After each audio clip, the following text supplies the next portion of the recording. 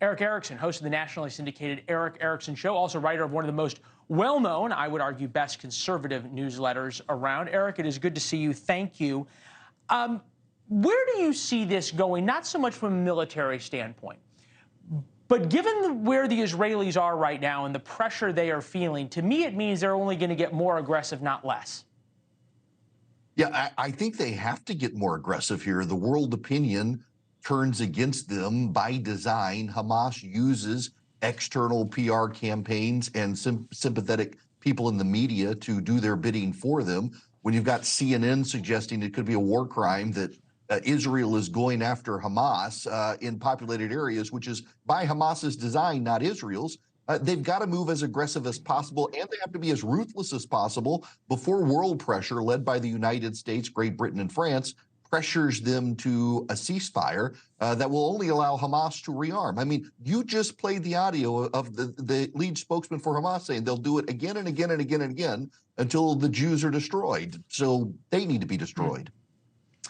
Interestingly enough, and I'm sure you know about this because of how much you read every day, but our audience might be surprised to learn that roughly about 1.5 million Afghans, other Muslims, were pushed out of Pakistan, their homes bulldozed, so civilians intentionally targeted by the Pakistani military to be pushed back to Afghanistan. Now, that was covered very briefly by the BBC, but there is no outrage. There is no domestic protest here in America about that. Nobody really seems to care about it. And I'm wondering why you think that is. Because this is uniquely about Israel and anti-Semitism from the academy in the West. The Israelis are not viewed as people of the Middle East. They're viewed as European colonizers by so much of the media, so much of the left. Therefore, they're default the bad guys.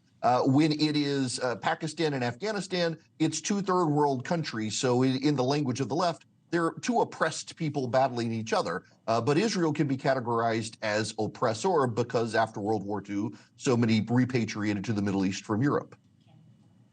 All right. Erick, we're going to get to the divide in the Democratic Party a little bit later. That is definitely happening. We saw that today with President Biden's announcement of a new task force against Islamophobia, never mind the anti-Semitism. Where do you see this going in America in terms of both the support for Israel and the issues of anti-Semitism on college campuses and in our streets? You know, I say often on my radio show, it's one of the old British prime ministers who said events change things. And this fundamentally shakes up the dynamic, not just within the Republican Party, but really more so in the Democratic Party, where a large fundraising base of the Democratic Party has been well-off liberal Jews in the country, New York and Los Angeles, who are going to be withholding money to a party that can't unanimously rally around a resolution in Congress condemning the Hamas attacks. That the White House, and you'll talk about this later, as you said, but that at a time of heightened anti-Semitism in the country is focused on Islamophobia the day after an FBI warning about anti-Semitism. You got a lot of people within the Democratic Party that's not going to sit well with. They just happen to not be the most vocal members. The White House catering to the vocal members of the pro-Hamas caucus in Congress isn't going to do Joe Biden any favors on the campaign trail. Yeah. At times of moral clarity, we're getting moral equivalence. I think that's something that you've talked about as well. I can't help, and I hate doing media commentary because I'm a journalist, and journalists make lousy critics of themselves. But having lived there for so long and covered it, I'm really still struck by the profoundly unfair coverage that Israel gets. Not to say that Israel doesn't do wrong things, not to say that there are not people living in Gaza who are suffering. There are. And they're suffering because of Hamas, not because of Israel. We're going to just play you a little bit of some clips from CNN in their coverage over the past 24 hours and get your thoughts.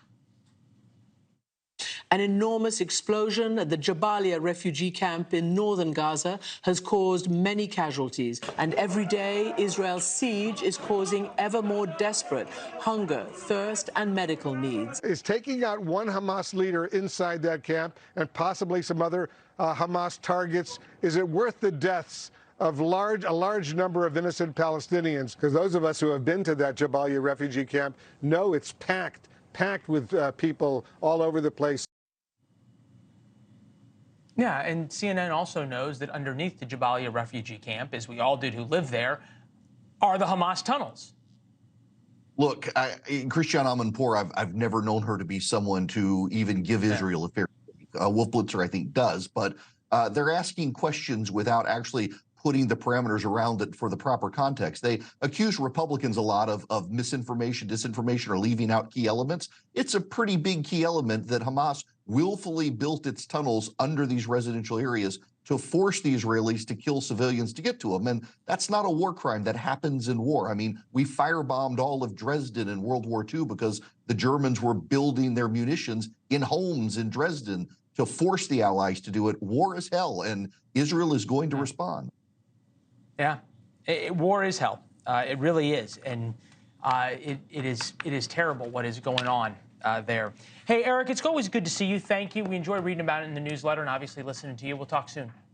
Take care. Thanks for watching. Go to joinnn.com to find NewsNation on your television provider. And don't forget to click the red subscribe button below to get more of NewsNation's fact-driven, unbiased coverage.